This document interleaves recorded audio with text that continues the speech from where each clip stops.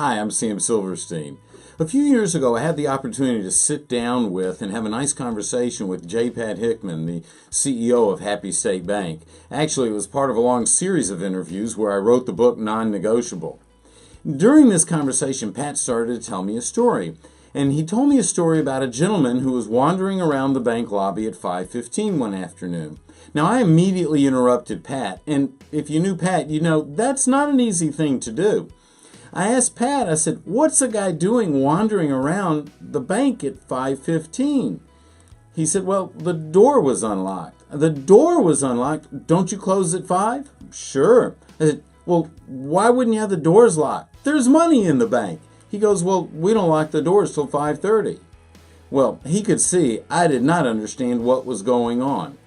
But he had an explanation for it. Pat told me, he goes, Sam, have you ever been late to get to the bank? Have you ever showed up at 5:05 or 5:10? I said, well, yeah, but it was my fault. I tried to do too much. He says, exactly. That's why we lock our doors at 5:30. If you come to our bank at 5:05 or 5:10, we let you in because you didn't feel good when you couldn't get in, and we don't want our customers to feel that way. Now, that's accountability. Now, you may think this is about customer service. No. Does it mean that there's a great customer experience? Obviously. But this is driven from the heart of accountability. When the hurricane just recently went through South Carolina and North Carolina and all the flooding was going on and landlines were down and people were using their cell phones, we saw a situation where one of the cell phone companies started throttling people's data when they reached their limit. We're in the middle of an emergency. They're wondering where their families are. They're trying to communicate. And the cell phone company is throttling data because their customer has reached the cap. That's not being accountable. At the same time, Tesla, a manufacturer of electric automobiles, said all of their superchargers were free to use so that if you were trying to evacuate the area, you could go to their supercharger, charge your car, and leave. And in addition to that, many of their cars have batteries that are larger than what people paid for. In other words, there's 75 kilowatt batteries that people only paid for 60 kilowatt, which means that if they didn't buy the option, they couldn't take advantage of the entire battery. Tesla, electronically, through an upgrade, opened up that additional battery space. So those people who had not bought the option now had greater range and they could get out of the way of the storm. That's accountability. They weren't threatened to do that. They came up with it proactively.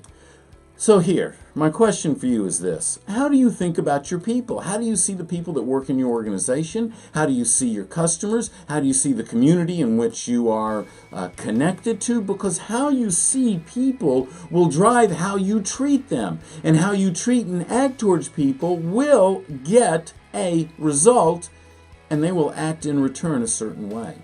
When we're truly accountable, when we keep our commitments to people, and I'm not talking about the commitments to show up at 9 o'clock if we say we're going to show up at 9 o'clock. Certainly we should do that.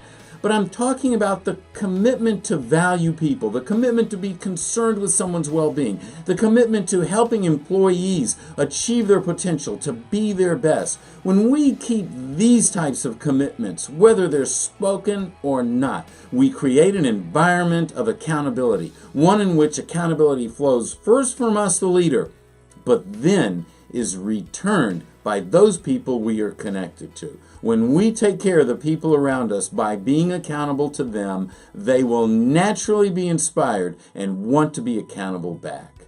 What are you doing in your business, in your family, in your community to be a leader that sets the example of accountability? If you like this video, subscribe to us, give us thumbs up, share it with friends and peers, and I'll see you next time.